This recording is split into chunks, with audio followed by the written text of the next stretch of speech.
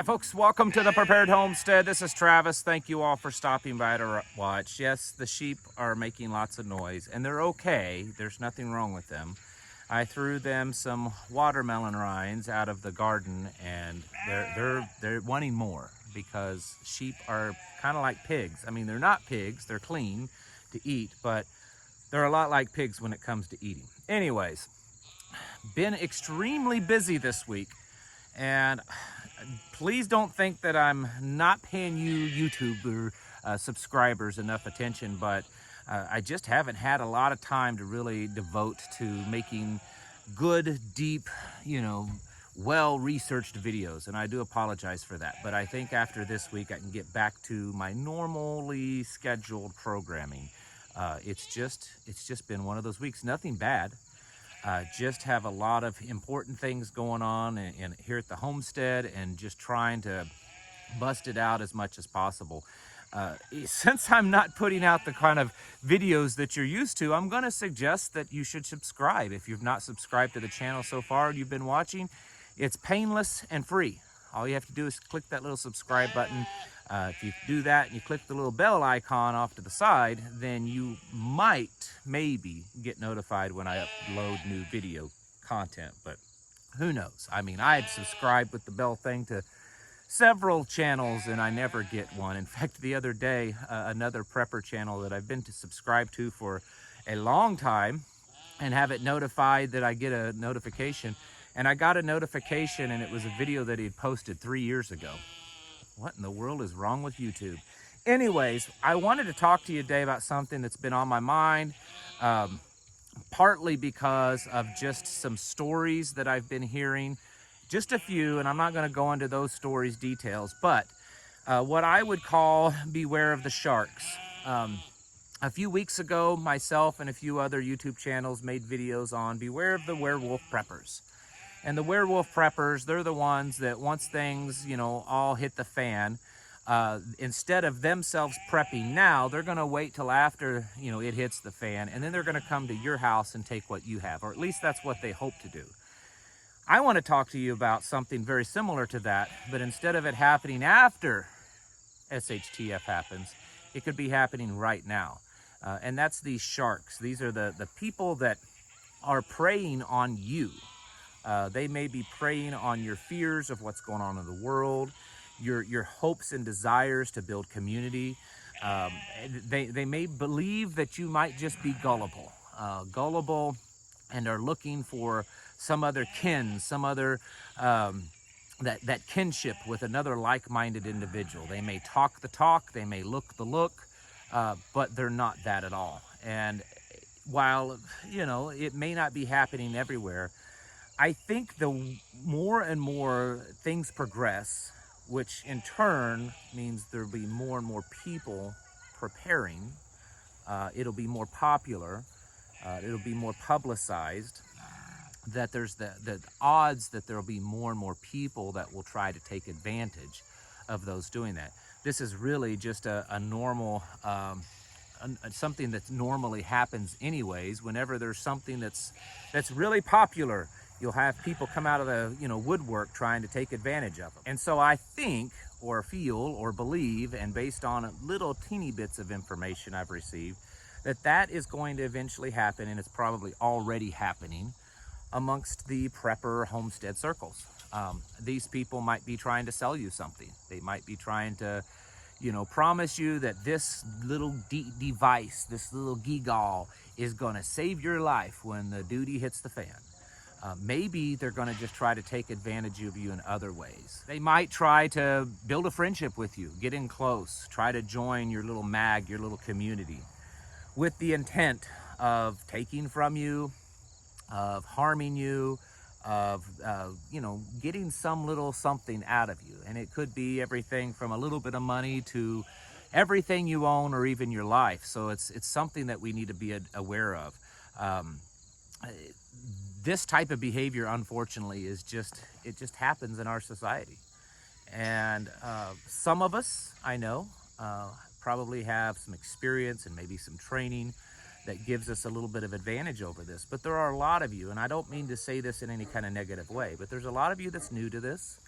There's a lot of you that maybe you're elderly, maybe you're, single parent, you're struggling and you're just trying to learn, and then someone comes along into your life that seems that they know what they're doing.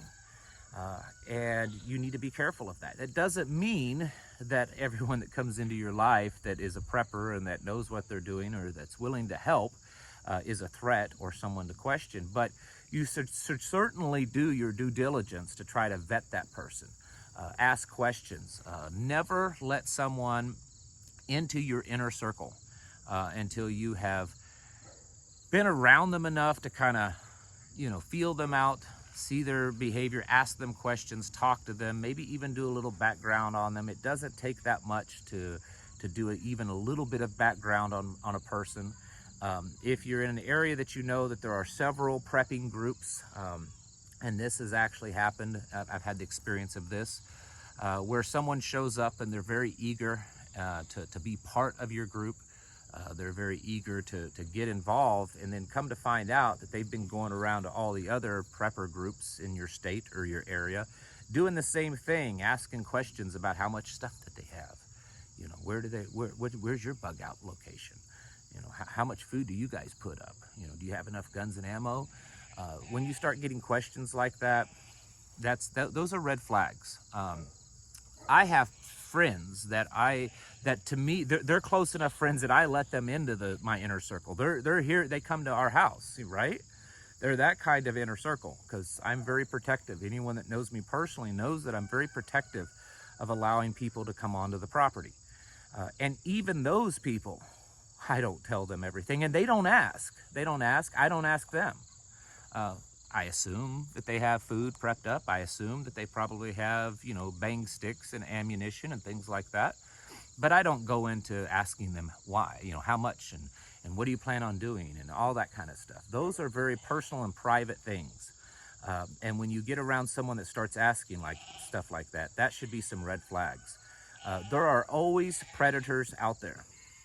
There are predators in all different ways. They may be preying on small children. They may be preying on women. They may just be preying on the weak, trying to, get money.